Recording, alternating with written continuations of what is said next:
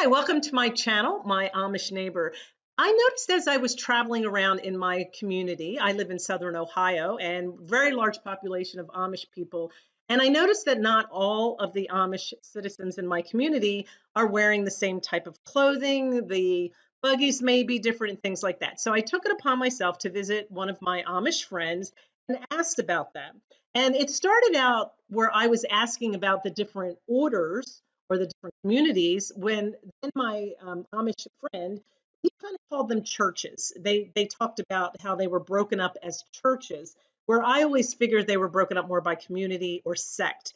But it all means the same thing. All those words are interchangeable. While I'm not really going to talk about the church itself and what goes on in the church, I'm going to share the different orders, the different groups of Amish that live here in my community.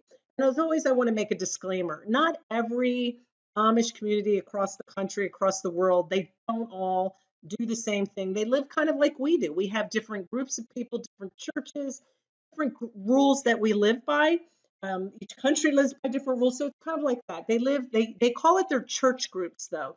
So we'll kind of split them up according to that. So thank you for watching. Here are the four groups that we're going to be going over: the Old Amish, then the New Order Amish, the Beachy Amish, and the Swartzentruber Amish. And we'll go over those four groups that are living in my community here in Southern Ohio. Now, before we get started, don't forget to subscribe. Every video that I put out is questions that I've been asked by my audience, you, and I go seek out the answers by asking my Amish neighbors.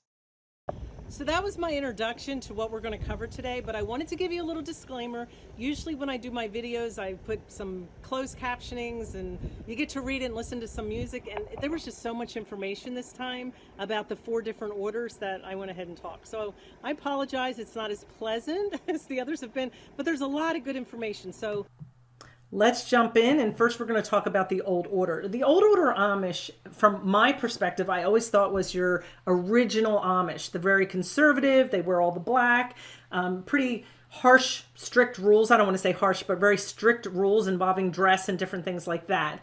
Actually, the Old Order broke off from the Mennonites, and they are stricter, believe it or not, even though they broke off from that group. And they do have strict rules about wearing dark colors. They mostly wear black, but I've noticed my friend in their group, they do have like colorful shirts and things like that. So they have pulled away a little bit from all those really strong rules. They're actually not the strictest group. The men in the group do wear a long beard, and the women will grow their hair and they don't cut it. So that is a rule that they have. And you can see here some of the different colored shirts that the men have. And again, they're very light, they're not bright and things like that, but they do have some color in their clothing. And there's a picture of a guy with a beard. Definitely they grow them long. There are rules about the beards, married versus unmarried, but we'll go over those another time. But the Old Order do let their beards grow long. So how does their church work? The Old Order Amish do not have church buildings. They believe that they want to be organic and unregulated. So they want it to be a natural thing to go to church. As far as the church itself, it's nothing for us to see buggies out in front of somebody's house or barn on a Sunday. And basically they meet every other week. And the reason they do that is because they want to be able to go visit family on those off weeks. Sunday's the only day that they don't work. That's a time for family, and they absolutely will not make phone calls or do any kind of work on Sunday. Now, what about the size? They do meet in each other's barns or houses, and so I always had read that the Amish only get up to 100 people, then they split. Well, that's just a number. My friend was telling me that there's roughly 25 to 30 families, and the families will meet, but if they start getting too large, then they'll break off from each other, and then it's basically because of that. They're getting too big to fit into the houses, so it's kind of a, like I said, an organic thing. They, as a group, do not use transportation or electric or anything like that. But as you can see, they can hire the Englishmen to transport them. My husband works in the feed mill with my friend, and he hauls his feed for him all over the state, the southern part of the state, and in Indiana as well. So they can accept rides, but they just can't own the car or drive the car themselves. These are some of the power tools that they use. As you can see, they can use battery operated tools and all the other hand tools that we use as well. This one I thought was cute. It had a little mixer on the end, so I thought you'd get a kick out of that. Pretty intelligent. All right, and in farm equipment, they can't use a tractor, but they're also not allowed to hire somebody with a tractor. So in that case, they can't. They have to figure it out themselves. They use a diesel engine and their horses for power.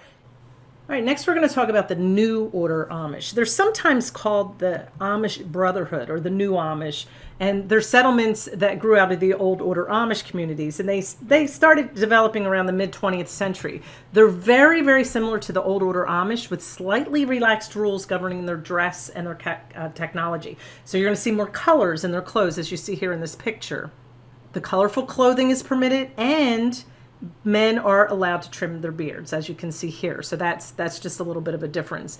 The communities allow some modern technologies like telephones, tractors, and even airplane travel, where, as you could see in the old order, they couldn't use the tractors and they only use airplane travel in emergencies. So they don't travel to other states or on vacation or anything like that.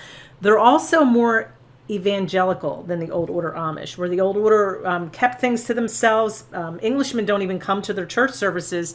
The New Order, they want to promote a born-again experience among young people, and so they send missionaries into non-Amish communities to help convert them in their faith. They're stricter than the Old Order Amish when it comes to some practices, though, believe it or not, and they prohibit alcohol and tobacco. Next, we have the Beachy Amish. And when I was talking with my friend, I said, oh, these are the ones that are a little bit liberal, right? And he just laughed because they are. They're like us. They have different values, different levels of rules and things like that. The Beachy Amish broke from the Old Order Amish, and they again left around the 20th century, mostly because of disputes over evangelicalism in the United States. They admired what the other churches were doing, spreading the gospel, like the Baptist and the Methodist, and they were convinced by their messages of individual salvation. So the Beachy Amish began holding their own tent revivals. And this is a practice firmly opposed by the larger Old Order Amish. They absolutely do not want to go out into the world and do that. They keep to themselves. So the Beachy Amish is a group that's more relaxed when it comes to technology and dress than other Amish communities. As you can see here, their clothes are a little bit brighter, more colors. They allowed, I thought this was interesting, they allow buttons and zippers and other basic innovations because they could not find any biblical references saying that that was prohibited, that that was ungodly. So their clothes, they make them still themselves, but they use all those conveniences. And they also allow cars. They're allowed to drive. They're allowed to own the car.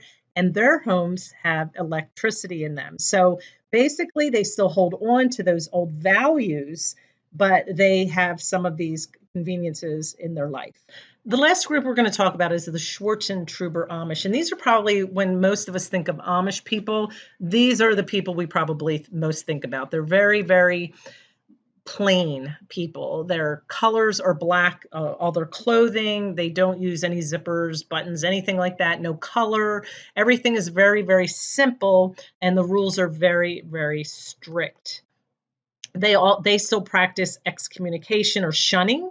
Most of them do with their members. If they break a rule in the church, sometimes that could be a consequence. I know when I talked with my friend in their old order, they don't do that anymore. So some of the Amish groups don't even practice that.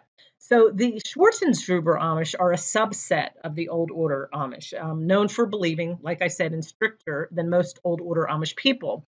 And they're also for having a lower standard of living. And I don't want to say, I don't like that terminology as much as saying a lower standard as more of a simpler standard. They're very, very quick to excommunicate and even more isolated from non-Amish people. So they don't really want to mingle with the English by hiring them or anything like that. They pretty much want to stay with their own group. Their standards of dress are harsher, and members may not even ride in cars owned by non-Amish people. Only in emergencies will they do that. Otherwise, they will ride their horse and buggy. We had a man here in our local community just within the last 6 months. He was part of the Swartzentruber Amish group, very large family and 9 children. And he was on his way to use a phone 9 miles from his house, was riding his horse and buggy, and actually got hit by a car on the way back. It was horrible. He did end up dying. So, that was how he got killed, going to use a telephone and didn't hire somebody to bring him and didn't have one himself. Their parochial schools are less rigorous than the eighth grade education that the Old Order Amish have in their schoolhouses because their kids will learn their trade through their own unity or from their community and their church. They will send their children out to work for other people, especially the young boys. The Swartzentruber Amish see themselves as the truest heirs to the Anabaptist Amish tradition, which I think we do too. That's who we think of when we think of Amish.